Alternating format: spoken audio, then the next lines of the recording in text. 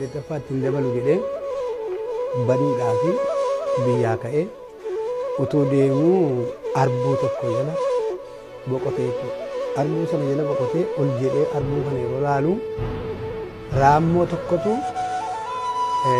ol baatii hinkuftii ol baatii hinkuftii ol baatii hinkuftii si'a torba ol baatee saddeettaffaatti arbuu sana nyaachuudhaaf ol baate.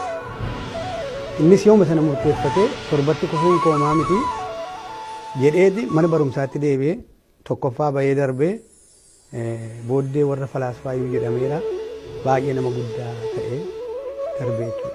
Kana mataa koo keessa waan jiruuf dhaloota koo keessatti immoo wanta hin qabadheetti nan cimaa abdii kutannaa kan jedhamu hin qaban. Yeroo qabsoon takka laaffatee takka ho'us wanni hin jedhu galma koo akkan ga'u waan waaqayyo biraa abdii waan hin qabuuf saba koo biraas abdii waan hin qabuuf kanaafanii itti cimeen egaa gaafa saddeettaffaa harkifamee fudhadheen.